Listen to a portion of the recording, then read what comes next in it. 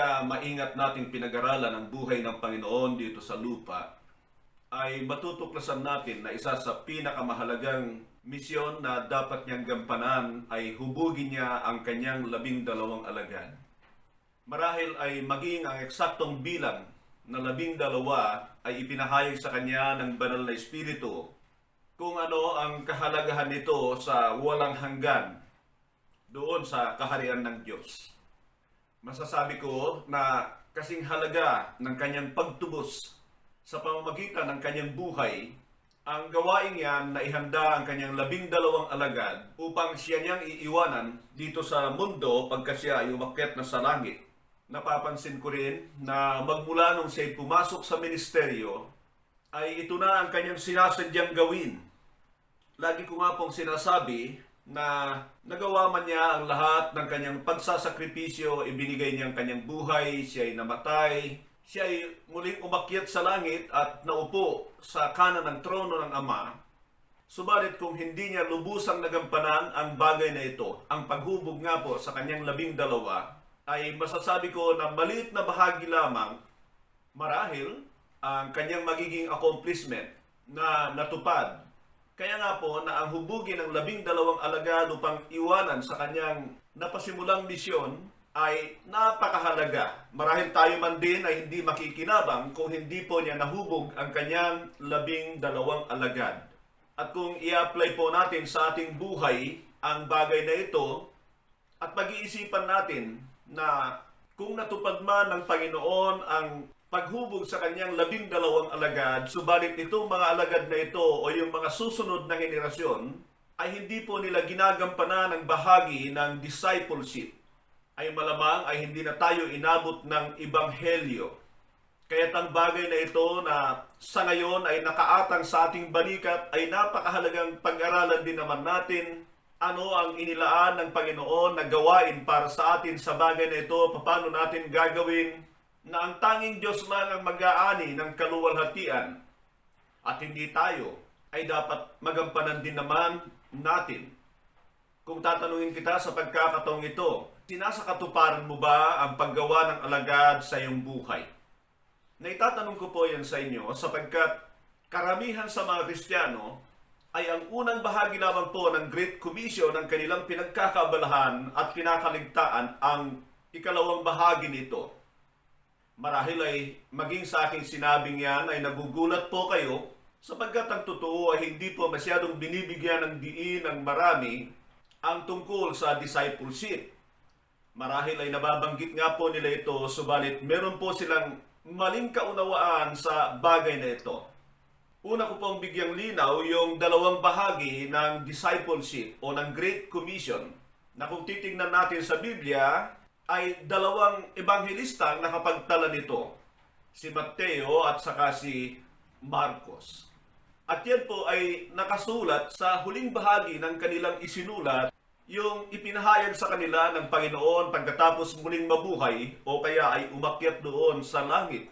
Kay Marcos ay yung nasa Marcos 16:15 at ito ang unang bahagi ng dakilang tagubilin.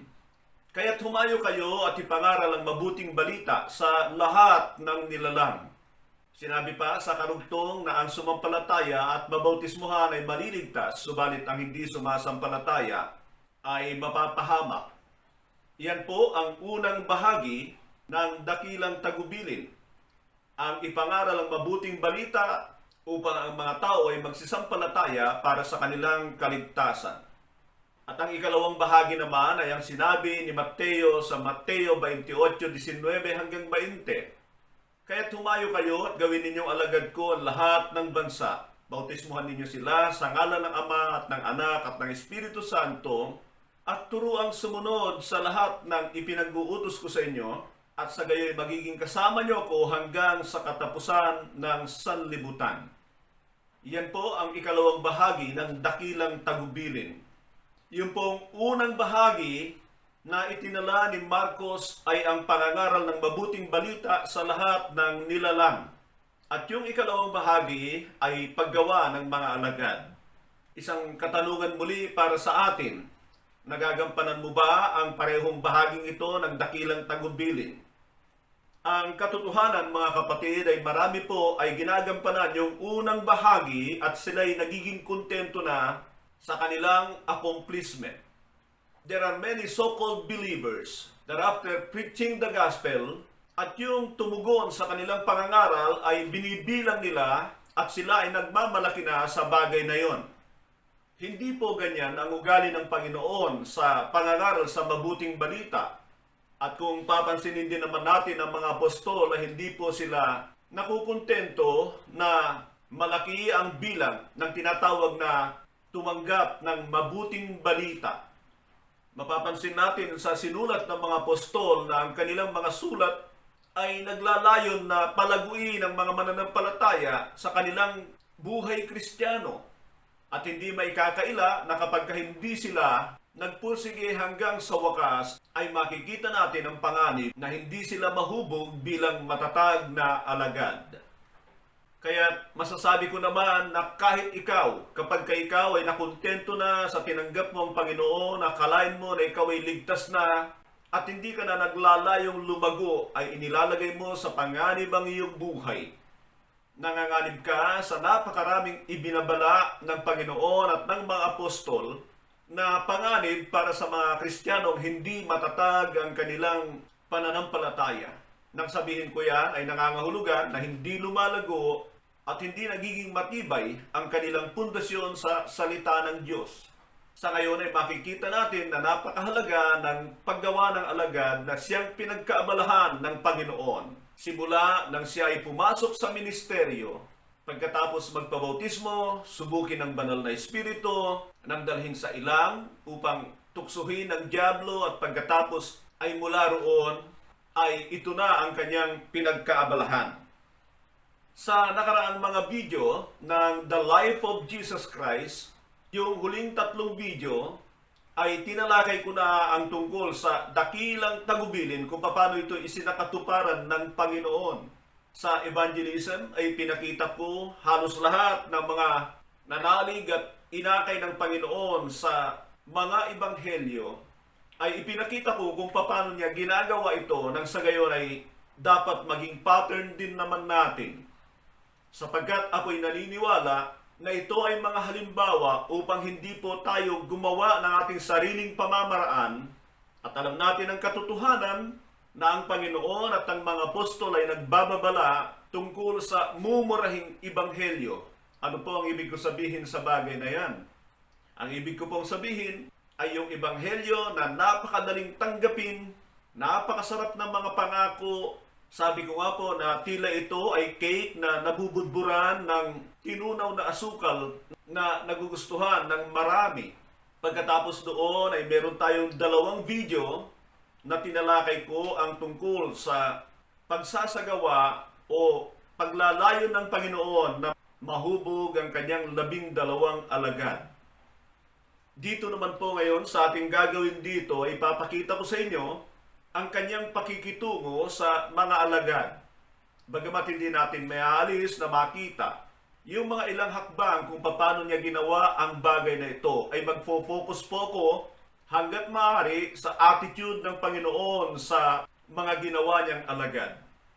Nais ko lang pong sabihin ang katotohanan ito, na sa bagong tipan ng salitang alagad ay tila nagpapakita na kapag ka ang isang tao ay sumampalataya sa Panginoon, ay agad-agad na tinatawag itong alagad. Hindi katulad sa ating kapanahunan na marahil sa ating kaisipan ay nakatuon doon sa sinabi ni Mateo, sa Mateo 28:19-20, nais ko pong ulitin sa inyo, at ganito ang sabi niya, "Therefore go and make disciples of all nations, baptizing them in the name of the Father, the Son, and the Holy Spirit, and teaching them to obey all that I have commanded you."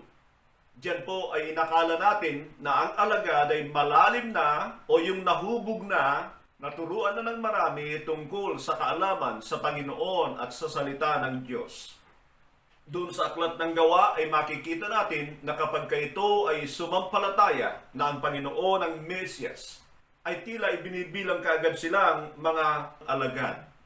Nababanggit ko po kanina na mula nang pumasok ang Panginoon sa ministeryo ay ito na kaagad ang kanyang tila sadyang na isa katuparan sa kanyang buhay. Nababanggit ko rin sa nakaraan na tila si Mateo ay hindi po nag-focus sa evangelism work ng Panginoon. Siya ay nag-focus sa pagpapakita kung paano gumawa ng alagad ang Panginoon. Yan po ay matutuklasan lang natin kapag maingat natin pinag-aralan ang mga sinulat sa apat na ebanghelyo, ang Matthew, Mark, Luke, John. Hindi ko naman po sinasabi na wala nang sinulat si Mateo tungkol sa pag-aakay ng kaluluwa ng Panginoon Kristo, at ganoon din naman ang tatlo na si Marcos, Lucas, Juan na wala na silang sinulat tungkol sa paggawa ng alagad. Hindi po. Ang bagay na yan ay mahirap pong makita kapag hindi po natin sinadyang pag-aralan ang sinulat ng mga apostol. So, basahin ko po sa atin ang sinulat ni Mateo, ang bahagi ng pasimula ng pagmiministeryo ng Panginoon. At ito ay mula nung siya ay galing sa pagtukso ng Diablo sa ilang pagkatapos mag-ayuno ng 40 araw. Mula roon at lumabas siya at sinabi ng Mateo 4:17. Basahin ko po hanggang 25. From that time on, Jesus began to preach, "Repent, for the kingdom of heaven is near." Diyan po ay sinasabi ni Mateo na nagpasimula na siyang mangaral at yan ang kanyang mensahe tungkol sa kaharian ng Diyos. Verse 18, As Jesus was walking beside the Sea of Galilee, he saw two brothers Simon called Peter and his brother Andrew. They were casting a net into the lake, for they were fishermen. "Come, follow me," said Jesus, "and I will send you out to fish for people." Nagsasalita po si Mateo tungkol sa pasimulang pangangaral ng Panginoon. At tila ilang hakbang lang nang siya'y madako sa lawa ng Galilea ay nakita niya ang ilan sa kanyang magiging mga alagad. At mapapansin po ninyo na agad-agad ay tinawag niya ang mga ito upang sumunod sa kanya.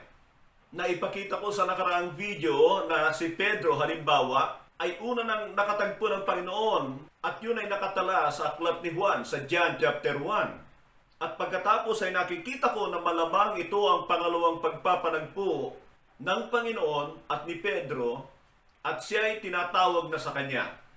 Pero dito kung mapapansin po ninyo na bagamat sumunod po ang mga ilang alagad sa kanya, hindi po natin alam, malamang ay hindi pa 12 alagad o meron pang mga nahahalo na sumampalataya sa Panginoon sa kanyang pangangaral, at dahil sa mga nakitang himalang ginawa niya, ay malamang marami po sila.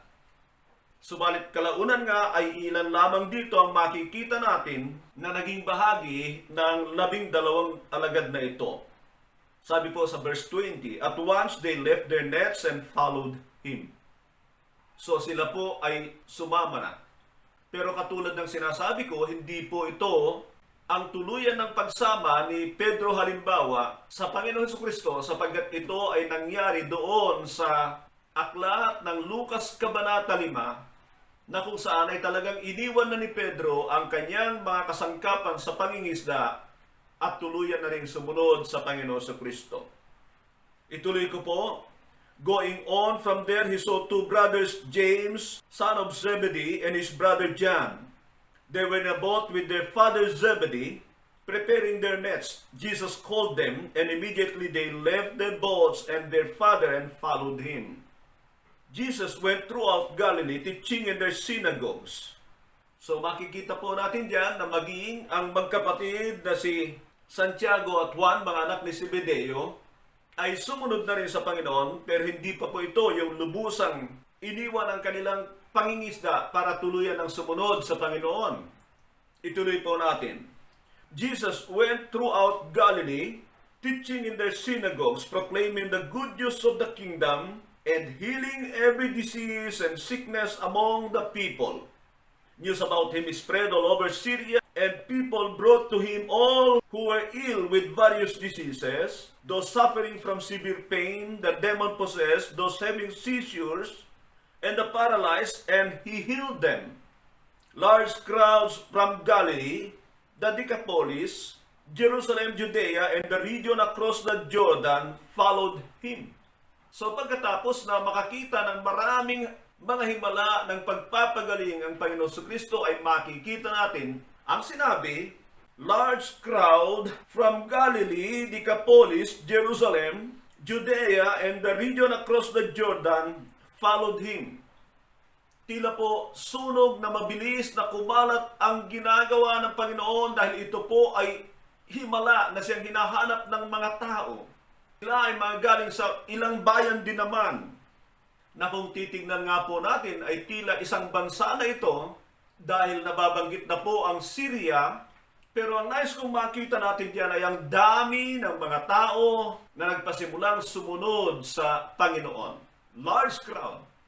Pero kapag tinuloy po natin ang pagbabasa, sa chapter 5 ay makikita natin ang ganito. Now when Jesus saw the crowd, he went up on a mountainside and sat down. His disciples came to him and he began to teach them saying, at yan ay yung tinatawag nating Sermon on the Mount na nagpasimula rito sa chapter 5 hanggang chapter 7. So ito po ang nais kong makita natin dito, na ang Panginoon, bagamat napakaraming tao na sumusunod sa Kanya, ay higit niyang binigyan ng pansin ang mga iilan. Lumalayo siya sa maraming bilang upang marahil ay makita kung sino ba talaga ang susunod sa Kanya. At yun pong His disciples, nasabi diyan, ay malamang hindi pa po yung 12, kundi marami pong nahahalo na kalaunan sa chapter 10 ay makikita natin na siyang pagpipilian ng Panginoon. Ang nais ko pong makita natin dito, mga kapatid, ay yung higit na interes ng Panginoon. At ito yung kanyang ninanais na makasama doon sa kanyang 12 alagad na tinatawag na inner core. Siguro po kapag nakakakita tayo ngayon ng mga ebanghelista, ng mga ngaral, ay bibilangin na nila ang mga taong tumanggap sa kanilang pangangaral at sila ay makukontento na. Maalala ko yung kinukwento ng isang mga ngaral na isang ebanghelista ay pumunta sa ibang bansa at siya ay nagkaroon ng tinatawag na evangelism rally. At sa kanyang ginawang ito ay libo-libo po ang tumanggap. Sabi nila sa Panginoon, umalis na iniwan sa kanyang mga coordinator na pastor ang pangangalaga sa mga tumanggap na yon.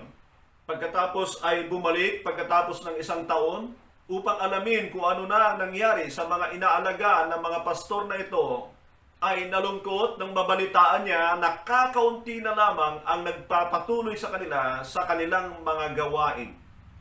At ang bagay na yan ay makatotohanan po na nakikita natin sa ating kapanahunan, sapagat marami ay hindi po interesado sa pagiging matatag na alagad ng Panginoon, na kung papansinin natin itong nangyari sa Matthew chapter 5 hanggang chapter 7, ay tila sinusubok ng Panginoon ang mga taong ito kung sino ang interesado na maupo sa kanyang paanan upang matuto ang kanyang pamamaraan na para sa mga Hudyo ay iba kaysa sa pamamaraan ng Panginoon Kristo. Ang ibig ko sabihin ay yung kanilang mga kinagisnang natutunan ay iba dito sa itinuturo ng Panginoon sa ngayon.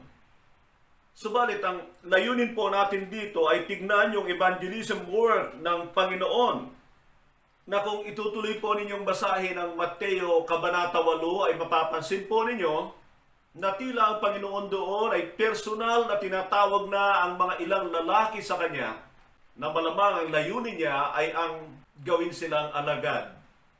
Tuloy-tuloy po yan at makikita po natin na kalaunan sa chapter 10 ay talagang pumili na siya ng kanyang 12 alagad, pagkatapos din naman ng magdamagang pananalangin upang ituro sa kanya ng Diyos kung sino sa mga lalaking yon ang kanyang pipiliin. At yan na nga po natin makita ang pagpili niya sa kanyang 12 alagad. At ako'y naniniwala na ito ay pinahayag sa kanya ng Ama o ng Banal na Espiritu kung sino sa mga lalaking ito na sumusunod sa kanya ang kanyang pipiliin. And no question na sila po ay may dahilan kung bakit sila pinili ng Diyos na maging alagad niya. Ang unang nais kong makita natin na ginawa niya sa kanyang 12 alagad ay yung kanyang hamon sa kanila na iwanan ang lahat o isuko ang lahat sa Diyos. Nais kong gamitin yung sinulat ni Lucas sapagkat napapansin ko na ito po ay yung kanyang mga alagad at hindi yung maraming bilang. Sa Lucas 9:21 hanggang 26, Jesus strictly warned them not to tell this to anyone. And he said to them, the Son of Man must suffer many things and be rejected by the elders, the chief priests, and the teachers of the law, and he must be killed, and on the third day be raised to life. Then he said to them all, whoever wants to be my disciple must deny themselves and take up their cross daily and follow me. For whoever wants to save his life will lose it, but whoever loses their life for me will save it.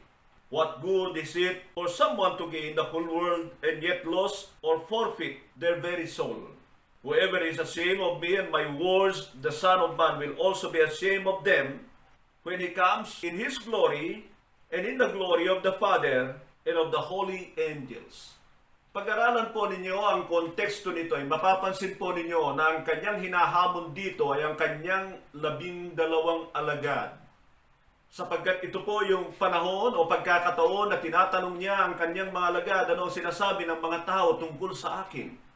Who do the people or the crowd say I am? Pinipigilan niya na ipagsabi ito sa mga tao. Ang punto ko po diyan ay pinapakita ko sa inyo na nagfo-focus po siya dito sa kanyang 12 alagad at mapapansin natin na hinahamon po sila kung sila'y naniniwala na talagang siya ang Mesyas, ay hinahamon niya sila na isuko ang lahat sa kanilang buhay upang makasunod sa Kanya. At sinabi nga niya, whoever wants to become my disciple or whoever wants to follow me must deny themselves and take up their cross daily and follow me. Alam natin na yung denying ourselves or denying themselves ay unang-una po ay pagtanggi nila sa kagustuhan ng laman. Pero yan po ay mababaw sapagkat kahit po sana ordinaryong mananampalataya ng Panginoon ay iwanan niya ang mga gawa ng laman. Kaya nga po sinasabi ni Apostol Pablo sa mga mananampalataya sa Korinto na hindi ba ninyo alam na ang mga makasalanan ay walang bahagi sa karya ng Diyos? Huwag ninyong dayain ang inyong mga sarili. Na nangangahulugan na expected na kapag ka isang tao ay sumampalataya sa Panginoon ay dapat iniiwanan niya na ang mga gawa ng laman. Pero ang nakikita kong hamon ng Panginoon dito ay ang bitawan ng kanilang mga personal na ambisyon upang makasunod sa Kanya. Alam niyo, hindi na natin pupuntahan yung mga ilang sinabi ng Panginoon, take up your cross, follow me. Sapagkat kung hindi po nagagawa ng tao na talikdan ang kaniyang mga ambisyon sa buhay, mga hangarin sa mundong ito, na ako'y naniniwala, mga magaganda at hindi po ipinagbabawal ng Diyos, subalit sinasabi niya na yan ang dahilan upang hindi kayo makasunod sa akin o lubusang makasunod sa akin. Diyan ay masasabi ko na kapag itong unang hakbang na ito ay hindi po nagagawa ng isang mananampalataya, ay siguradong hindi niya na magagawa yung mga susunod na hakbang. Hindi na po. Never claim that you have taken up your cross. Pinapasan mo ang iyong krus na hindi mo pa tinatalikdan ang mga worldly ambitions mo. At yan po ay sapagkat karamihan sa ating mga worldly ambitions ay hindi po kasing sama ng paggawa ng kasalanan.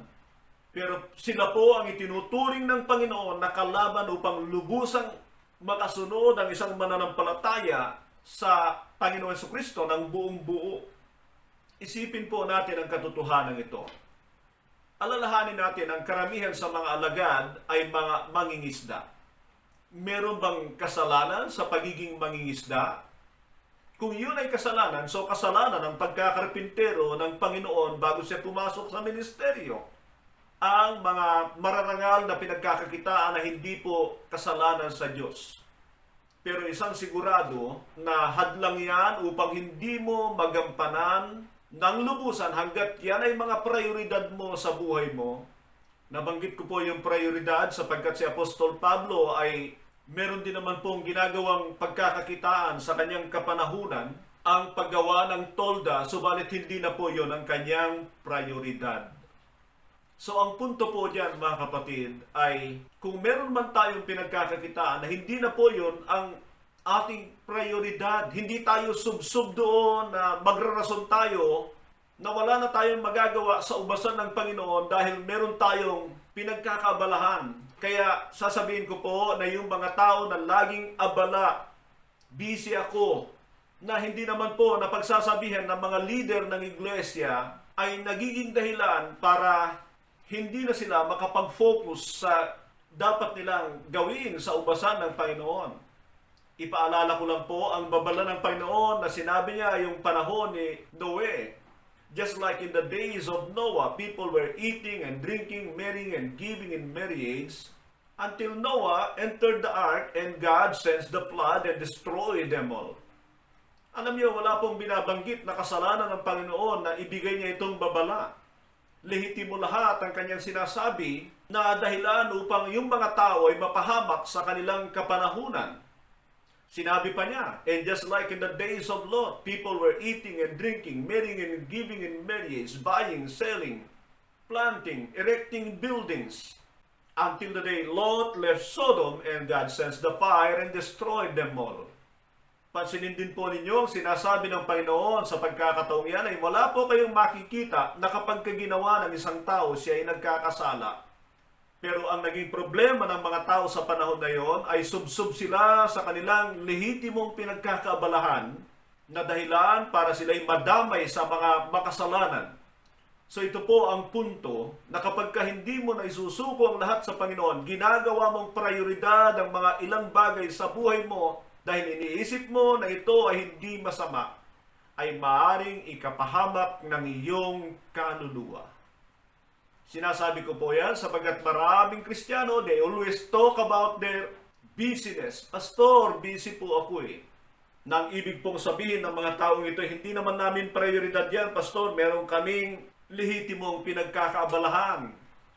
And so, hindi sila mapipilit ng mga leader unang-una na maitrain bilang mga alagad dahil ito naman ay lehitimo. Nais ko lang pong sabihin na ang hamon na ito ng Panginoon ay nananatiling totoo para sa ating lahat. At ito pa po ang ikinalulungkot ko mga kapatid. Nakita ko na tumatagal sa gawain ng mga Kristiyano at sila ay hindi natututo at hindi kapaki-pakinabang sa kaharian ng Diyos. Hindi mo sila masawata sapagkat mababait naman sila pero wala nga lang silang panahon para maupo at mag-aral para makilala ang Panginoon. At ako'y naniniwala, maging ang mga personal na paglago sa kanilang buhay ay hindi nangyayari ito.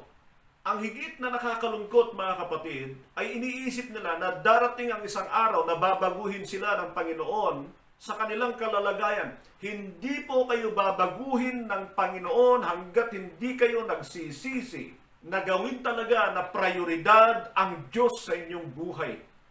Hindi ka pa ba nababalaan na sa tagal mong yan sa pananampalataya hindi ka lumalago? Dahil umaasa ka na isang araw ay babaguhin ka ng Diyos. Ang totoo, gusto mong magbago pero hindi mo ginagawa. Ayaw mong bitawan. Bitawan mo muna yung iyong mga pinagkakabalahan at makikita mo ang Diyos ay gagawin niya ang kanyang bahagi. Madali pong makita kapag ka isang Kristiyano ay hindi lumalago sa pananampalataya. Sila ay hindi nagiging kapaki-pakinabang sa gawain, they are complainers, at kinakalaban nila yung mga humahamon sa kanila tungkol sa pagsunod sa Panginoon. Ang hanap ng mga taong ito ay yung masasarap sa kanilang mga pandinig. Tinatanggap at pinapapurihan sila sa kanilang mga hindi tamang kalalagayan. Yan ang Kristiyano na hindi pa niya tinatalikuran ng kanyang mga sariling kagustuhan sa kanyang buhay. At kung i-rewind pa natin ng konti, mga kapatid, ay mga Kristiyano na hindi mabitaw-bitawan kahit kasalanan. Pwede ba sabihin po sa inyo, nang may pag-ibig, na kung alam mong hindi ka pakipakinabang sa buhay mo, laro-laro sa computer, pero wala ka man lang panahon para mag-ukol sa pagbabasa at pag-aaral ng Biblia, sasabihin ko po sa iyo ng diretsahan, wala kang appetite sa Diyos at hindi ka pagnanasaan ng Diyos na dalhin sa kanyang kaharian. Malamang ang hangad mo sa pagpunta sa kaharian ng Diyos ay kaaluwanan at hindi ang layunin mo ay makasama ang Diyos sa walang hanggan. Kaibigan, mabibigo ka na makarating sa kaharian ng Diyos. Kung sasabihin nyo na ito ay paghatol sa mga makasalanan, ay paghatol na rin pala ang sinabi ni Apostol Pablo, hindi ba ninyo alam na ang mga makasalanan ay walang bahagi sa kaharian ng Diyos? Huwag ninyong dayain ang inyong mga sarili. At hindi pala totoo ang sinabi ng Panginoon na ang lumalakad sa malawak na daan ay pupunta sa kapahamakan. Mag-isip-isip po tayo sa bagay na yan. Ang ating pong pangalawa ay He modeled to them to fully center their lives to God. Gusto ko pong basahin sa atin ang Lucas 1:35 hanggang 37. Very early in the morning, while it was still dark, Jesus got up, left the house, and went off to a solitary place, where he prayed. Simon and his companions went to look for him, and they found him. They exclaimed, "Everyone is looking for you." Alam niyo po, sa lahat ng pagtuturo ng Panginoon sa kanyang mga alagad ay pinapakita niya na dapat ay isentro nila ang kanilang buhay sa Ama. Ang ibig sabihin ay siya ang prioridad. At gagawin lamang nila yan kapag naniwala sila na sa Diyos sila umaasa. Pero dito ay makikita natin na ang Panginoon ay inimomodelo niya sa kanila ang buhay na nakasentro sa Panginoon. Sa panahon na ito, mga kapatid, kung papansinin ninyo, ang Panginoon po at ang mga alagad ay malamang nakatira sa isang bahay. Sama-sama sila doon sila natutulog, parte ng kanilang discipleship sa Panginoon na iniwan na nga po nila ang kanilang mga tahanan. They have denied themselves at malala ko yung sabi nila sa Panginoon na, "What will there be for us? We have left everything to follow you." At dito'y mapapansin natin, nakasama nga nila ang Panginoon sa bahay na nung sila ay magsigising, ay napansin nila ang Panginoon ay wala na sa kanyang higaan. Ang ganitong gawain ay mapapansin natin sa Panginoon sa kanyang buhay. Na kapag gumigising ang mga alagad ay wala na siya sa kanilang lugar ng tulugan. At saan siya nandoon? Siya po ay minsan ay pabalik na galing sa pananalangin. Kung papansinin po ninyo rito ay medyo abala na ang mga tao. Hinahanap na nila ang Panginoon. Samantalang ang Panginoon naman ay nandoon sa kanyang pananalangin. Ang tanong ko po ay ganito, paano natin may sentro ang ating buhay sa Diyos katulad ng Panginoon Kristo? At ang unang-una po ay ang pagsunod sa Diyos, obedience to God. Tandaan po natin na ang Panginoon ay nagministeryo lamang po after that He was baptized, received the Holy Spirit. Pero makikita natin sa kanyang buhay bago yan, ay sinasabi ng Biblia na siya ay masunurin. Kaya nga po, nung siya ay magpabautismo, ay nandun kaagad ang affirmation ng Ama that He was His beloved Son, na well-pleased po ang Ama sa Kanya. Sigurado ko po na kung hindi masunurin ng Panginoon, bago pa siya pumasok sa ministeryo, ay malamang hindi pagkakaloob sa Kanya ang banal na Espiritu. Kaya't ang pagsentro ng ating buhay sa Diyos ay nangangahulugan po ito ng maingat at may pag-ibig na pagsunod sa kanyang mga utos. At siyempre, katulad ng Panginoon, bago niya masunod ang mga ito, ay tinuruan siya ng kanyang mga magulang at ako'y naniniwala na maging sa kanyang personal na buhay ay inalam niya ang mga salita ng Diyos. Pansinin po ninyo ang katotohanan ito na bago pa lumabas ang Panginoon sa ministeryo, ay alam na niya ang salita ng Diyos. Ang totoo ay hindi po siya naglalakad sa mga lansangan, daladalang ang balumbon ng kasulatan na kung katulad sa atin ay daladala natin ang ating mga Biblia at pagkatapos ay mangangapa tayo sa harap ng mga tao. Hindi po ganyan ang Panginoon. Kahit sa pasimula lamang ng kanyang pangangaral doon sa Lucas Kabanata 4, ay alam na niya kung ano ang kanyang basic na ituturo sa mga tao, na kung papansinin nga po ninyo diyan ay lugod-lugod ang mga tao nung una, subalit nung nabanggit niya si Naaman na siyang pinagaling ng propeta, ay sa unang pagkakataon na yan na siya'y nangaral sa kanyang mga kababayan ay muntik na siyang ihulog sa bangin. Ano po ang dahilan? Bakit nais ihulog ng mga tao sa bangin ng Panginoon? Alam niyo po, pag ganyan may mga katanungan kayo, ay pagkakataon niya na binibigay ng Panginoon sa inyo para kayo ay mag-aral. Ako ay naniniwalang ang Diyos ay tumutugon sa mga masikap na mag-aral ng kanyang mga salita. Pero gusto natin ay madalian at pupunta tayo sa isang tao, Brother Eli, ano ang sagot dito? At kung nakatagpo pa tayo ng likong pastor, ay baka kung ano-ano pa ang isasagot sa atin na nakakabasa naman sila ng talata na baka mamaya ay mali po ang kanilang paliwanag at ang problema diyan ay sapagkat tayo mismo ay sobrang tiwala sa tao na walang tiwala sa banal na espiritu para turuan tayo ng salita ng Diyos. So makikita po natin na ang buhay ng Panginoon ay modelo sa pagsunod sa Ama at ang mga alagad ay dapat masunurin din sa batas ng bagong tipan at ang ikalawang bahagi niya na yung kanyang prayer life. Ang pananalangin ay pagpapakita na tayo ay nakadepende at nakasentro sa Panginoon sa ating buhay. Ipinapakita natin sa Kanya na wala tayong kakayanan sa ating sarili at tinatawag natin siya upang tulungan na ganapin ang mga nais niya sa ating buhay. Sinabi ng Panginoon, Father, I have come to do your will, or I have come to do the Father's will. But he was a very prayerful person. At makikita natin ang katotohanan diyan na nagagampanan niya ang kalooban ng Diyos, hindi siya nagkakasala, sapagkat prioridad niya na malaman, maunawaan at hinihingi ang tulong ng Diyos sa kanya. Samantala, maraming Kristiyano ang pagsasabi sa Diyos na nais nilang gawin ang kanyang kalooban ay handang pakanta-kanta lang. Ang totoo ay emotional lang. Malala ko yung kanta na Heart of a Servant. Ganito po yung kantang yan. Standing in awe of your grace, setting my feet in your ways, entering into your presence, to behold you face to face. God of all heavens and earth, we bring you in your embrace.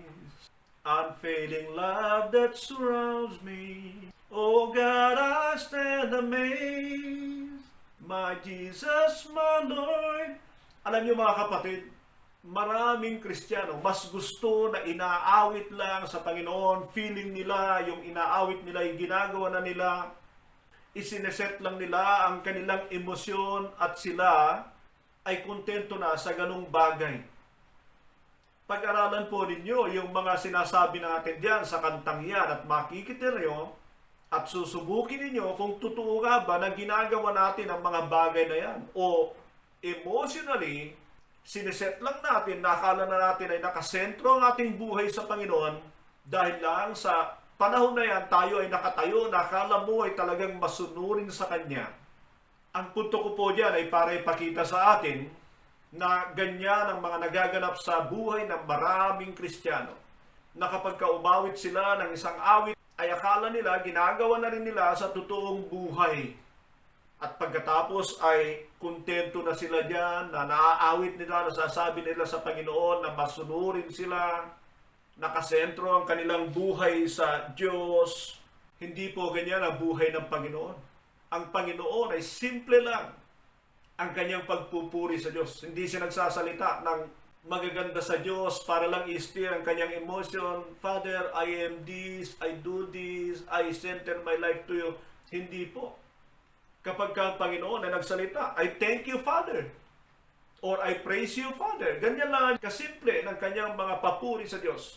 At kaya siguro sa bagong tipan ay minsan na lang binanggit na umawit ang Panginoon at ang kanyang mga alagad ng imno ay dahil inaalis na tayo doon sa pamamaraan sa lumang tipan na puro emotional. Very soulish rather than to truly center our lives to God by obeying Him. and depending on Him in our prayers. Ang pangatlo po natin is that He trained them fully to trust God for all their needs. He trained them to fully trust God for all their needs. Sabi po ng Mateo 10:9, do not get any gold or silver or copper to take with you in your belts, no bag for journey or extra shirts or sandals or staff, for the workers is worth his keep. Ito po ay yung panahon na isinusugo na ng Panginoon ang kanyang 12 pagkatapos na sila ay piliin, italaga bilang kanyang 12. Sila dito ay inuutusan na humayo na, subalit pinagbawalan na magdala ng anupaman sa kanilang buhay. Unang-una siguro na pag-isipan natin ay ang buhay ng Panginoon. Na kung bago siya pumasok sa ministeryo ay pinag-isipan niya muna kung ano ang kanyang mga dadalhin, kung ano ang kanyang kakainin, saan siya kakain, ano ang kanyang mga daramitin. O baka naman ay sabihin ng iba, alam mo, pinaghandaan na niyan nung siya ay nasa pagkakarpintero pa. Wala pang sinasabi ang Biblia. Ako'y naniniwala na dahil itinuturo ito ng Panginoon sa kanyang mga alagad, ay ginawa niya na ito una sa kanyang buhay. At alam natin yung sinabi niya sa ika-6 na kabanata na, why do you worry about what you eat or drink or wear? Na yan po ay ipinapangaral niya na huwag kayong mag-alala. At sinabi nga po niya rito sa Mateo 10, na ang isang manggagawa ay karapat-dapat sa kanyang kabayaran. Hinamon ng Panginoon ang mga alagad mula sa kanilang makamundong pagkakakitaan na iwanan ito at sumunod sa Kanya, at ngayon ay tinuturuan sila na dapat ay magtiwala sila sa Diyos sa kanilang mga pangangailangan. So kung mula po doon sa kanilang mga dating pinagkakaabalahan o kaya dating pinagkakakitaan ay pinatalikod sila ng Panginoon doon, ay nangangahulugan po ito ng lubusang pagtitiwala sa Diyos sa kanilang mga pangangailangan. Ang tanong ko po sa atin ay, kinapos ba ang mga alagad sa kanilang pangangailangan sa ministeryo o sa kanilang buhay? Dapat lang din natin tandaan that they were already admonished to deny themselves. Na nangangahulugan po yan na hindi lamang yung kanilang ambisyon sa buhay, kundi yung mga paghahangad din para sa kanilang mga sarili. Ano po ang pinupunto ko sa bagay na yan? Ang nais ko pong sabihin diyan, na kung sila ay nakasentro sa pagmiministeryo sa ubasan ng Diyos, ako'y naniniwala na ang kanilang mga pangangailangan lamang ay para sa kanilang pagmiministeryo, kasama na doon ang kanilang kakainin, iinumin at daramitin, na kalaunan ay nababanggit din ni Apostol Pablo sa sulat niya kay Timoteo, na ang mga tunay na sumusunod sa Panginoon ay simple lang ang kanilang mga buhay. Alam niyo po, meron pong mga gumagamit ng John chapter 15 verse 7 saka verse 16. Dahil ang sinasabi doon ay, if you remain in me and my words remain in you, then you can ask anything you want and it will be given you. So meron pong pangako diyan na lahat ng naisin ng mga alagad ng Panginoon ay ipagkakaloob sa kanila. At yung nasa John 15:16 na sinabing, you did not choose me, but I have chosen you, that you go and bear much fruit, and that your fruit should remain, so that whatsoever you ask in the Father in my name, it shall be given you. Yan pong mga talatang iyan ay ginagamit po na para bagang gamitin para tugunan ang lahat ng kanilang kagustuhan. Nais ko pong sabihin sa inyo na nang sabihin niya ng Panginoon sa kanyang mga alagad, sila po ay matatag na sa pananampalataya, they are mature enough, their minds were set in the ministry, wala na sila sa kanilang pagiging makasanlibutan, wala na silang ambisyon para sa kanilang mga sariling buhay. So hindi po yung katulad ng iniisip natin ngayon na paggagamitan sa kanilang kahilingan sa Ama ang kanilang hihingin sa Diyos.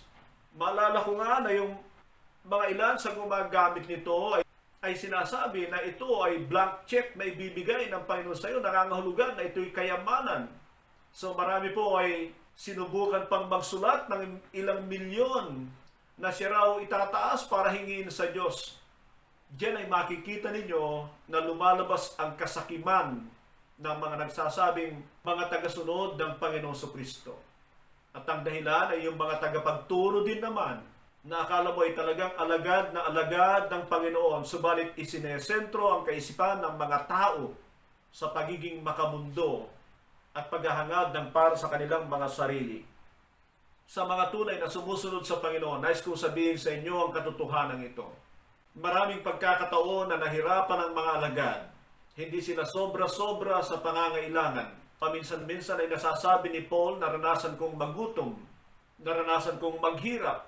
Subalit kailanman na hindi siya nag-isip na tumalikod sa pananampalataya at maging sa paglilingkod sa Diyos, sapagkat alam nila ang mga katotohanan tungkol sa bagay na ito. Tandaan lang po natin ang sinabi ng Panginoon.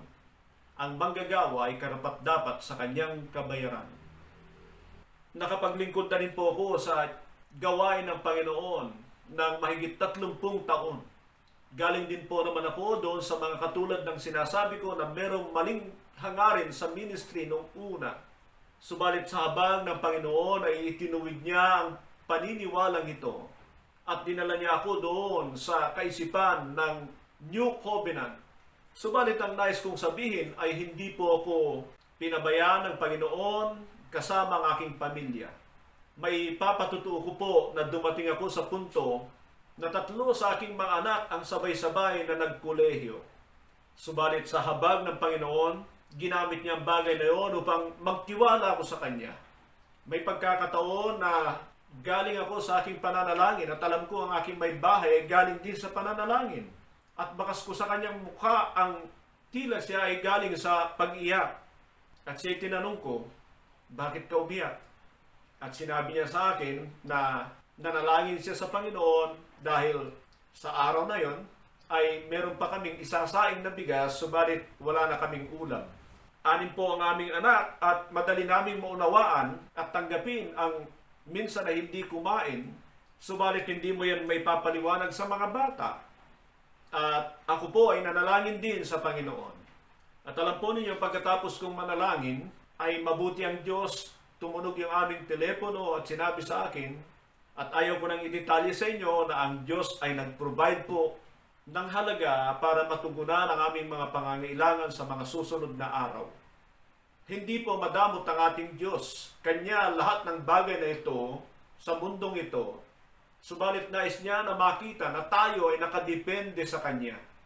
Alam niya na ang pagkakaroon ng sobra-sobra mula sa mundong ito ay nagdudulot ng pagmamataas sa tao at ina-avoid niya tayo sa bagay na yan. At ang dahilan kaya marami ay hindi nakakapaglingkod sa Diyos ay dahil hindi nila kayang magtiwala o kaya ay may mga sarili pa silang ambisyon kaya hindi sila umaasa sa Diyos. Ang susunod na nais kong talakayin sa atin is that He demonstrated to them to perpetually love one another. He demonstrated to them to perpetually love one another. Meron po akong tanong sa inyo. Gaano kamahal ng Panginoon ang kanyang 12 alagad?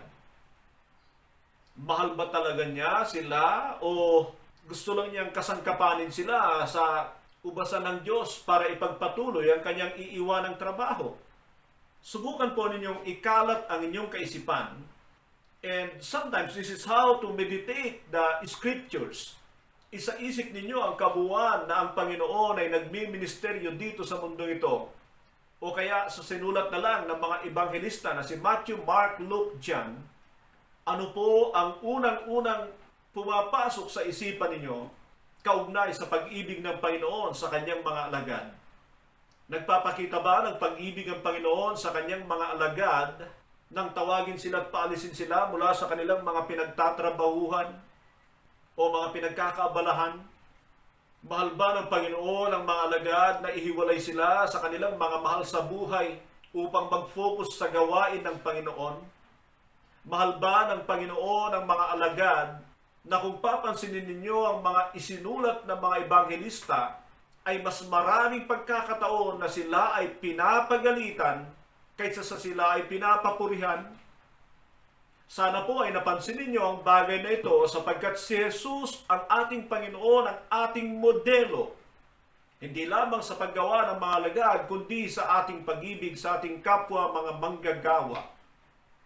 Ano ang dahilan? Bakit ganito ang pakikitungo ng Panginoon sa kanila? Sapagkat alam po ninyo, mahalaga po ito dahil kapag tayo po ay nais maging alagad o kaya ay gumawa ng alagad, ay talagang darating tayo sa punto na katulad ng Panginoon Kristo o kaya ay pansinin din ninyo ang sinulat ng mga apostol at makikita nyo na ang diwa nito ay pareho lamang po.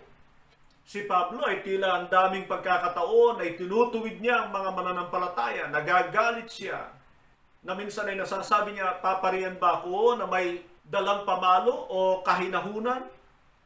Ngayon po ay iiwanan ko sa inyo ang pag-aaral sa pakikitungo ng Panginoon sa kanyang 12 alagad, pero ibibigay ko po sa inyo ang buod kung bakit ganito ang pakikitungo ng Panginoon sa kanila. Yung mga ilang katanungan na ibinigay ko sa inyo ay masasagot lamang kapag kaalam ninyo ang katotohanan ito tungkol sa layunin ng Panginoon at ng mga apostol sa kanilang mga ginagawang alagad. Nais kong sabihin sa inyo ang sa Panginoon. Unang-una po ay pinili ng Diyos ang mga alagad na ito sa kanyang mahalagang layunin. Paging si Judas ay pinili ng Diyos sa kanyang layunin na alam natin kung ano ang kanyang kalaunan ay kinahinatnan. At yan ay nagpapakita na kahit tayo ay pinili ng Diyos kapag hindi tayo naging matapat sa ating pagkatawag, ay maaari pa rin tayong mapahamak. Yan din ang dahilan kaya wala kang makita ng mga alagad ng Panginoon na merong pagmamataas at pagmamapuri sapagkat katulad na sinabi ni Apostol Pablo na he may disqualify himself. So balikan po natin ang katanungan, mahal ba talaga ng Panginoon ang mga alagad? Of course, yes. God loves them so much. The Lord loved them so much at binabanggit niya yan sa John chapter 17 as he prayed to the Father that he cared and loved for the disciples. At ang prayer na yan ay wala po siyang pinaparinggan. He was in the Garden of Gethsemane telling to the Father the truth that he loved the disciples so much dahil sila ay binigay ng Ama sa Kanya at alam natin ang layunin ng Diyos at nakikita natin ang kahihinatnan ng mga alagad na ito that they will become judges of Israel at the end, and they will be pillars of the temple of God in the New Jerusalem. Pero ito po ang ibig sabihin ng pag-ibig na nakikita ko dito sa ginawa ng Panginoon. He loved them so much, sobrang mahal ng Panginoon ang kanyang mga alagad, na nais niya na walang duda na makarating sila sa walang hanggang kaharian ng Diyos. At gagawin niya lahat ng bagay, sasabihin niya lahat ng bagay upang walang duda na sila ay karapat-dapat pagharap nila sa kanyang Ama. At yan ang isang bagay na hindi natin naunawaan bilang mga alagad ng Panginoon sapagkat tayo ay naghahanap ng masasarap na pananalita kaysa ikatutuwid ng ating buhay. Ikahuhubog natin para maging karapat-dapat sa Diyos. Ang tao kasi, mas natutuwa na pinapapurihan mo o tinatanggap mo sa kanyang mga mali kaysa sabihan mo na ayusin niya para walang pagdududa na maging karapat-dapat siya sa walang hanggan. Kaya tignan ninyo yung mga tao, mga mananampalataya na hindi mo maituwid, kaduda-duda na yan ay makarating sa kaharian ng Diyos. Always remember that discipleship is a discipline. And nobody loves discipline, sabi ng Biblia.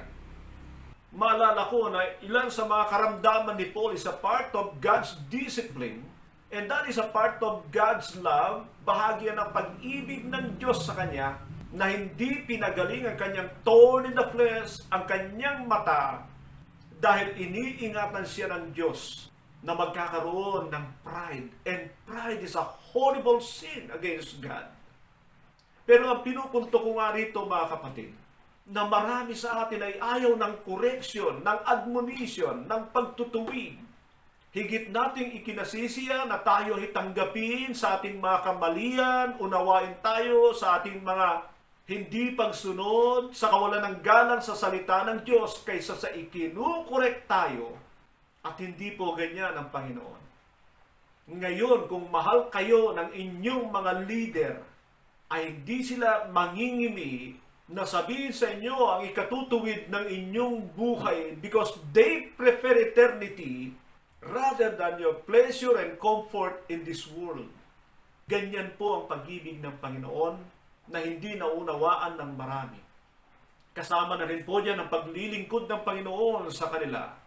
Ang paghuhugas ng Panginoon sa paa ng kanyang mga alagad na sinabi niya, "Now, if I, your master and teacher, is doing this to you, you will be blessed if you do this to your brethren."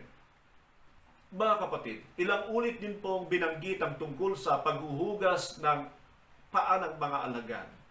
Pero never mong gagawin yan, una, kung hindi mo mahal at pinaglilingkuran ang iyong mga kapatid. Pangalawa ay kung ginagawa mo lang ito ng literal para maipakita na ikaw ay kunwaring mapagpakumbaba. Alam natin na may mga relihiyon na gumagawa niyan. They wash their disciples' feet. Pero nagkikita-kita lang sila kapag kalinggo, kapag sila ay ginagamit sa kanilang gawain. And then they presume to love their disciples by washing their feet. That is purely hypocrisy.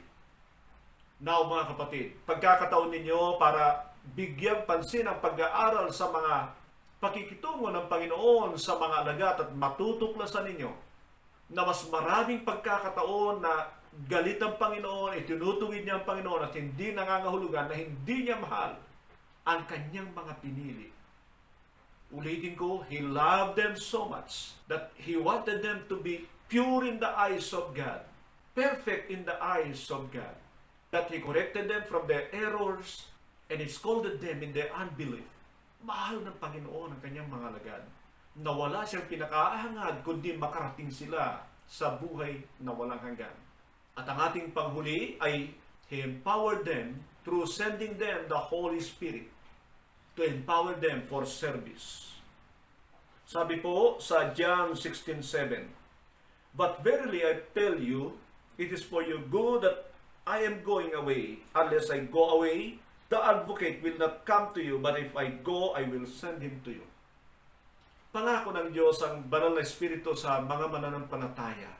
Pero dito hindi natin mayaalis na ipinangako ng Panginoon sa kanyang 12 alagad ang banal na Espiritu upang tulungan sila na makapaglingkod ng tama sa Diyos.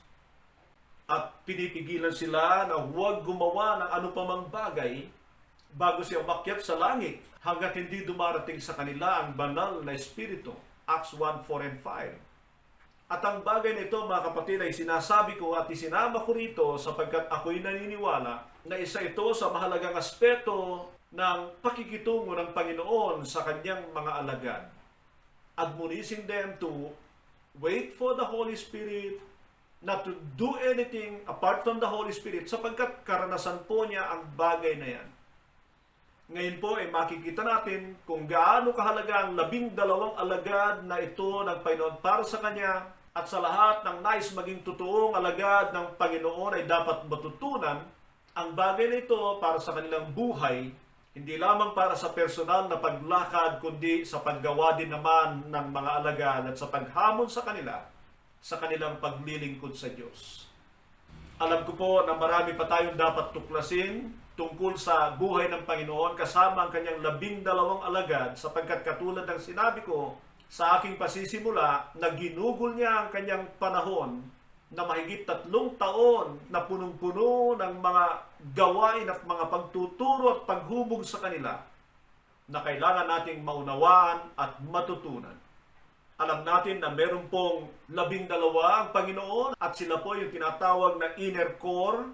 Subalit alam din natin na meron pa siyang mga alagad at yun ang susunod nating pag-aaralan kasama na po yung tinatawag na crowd.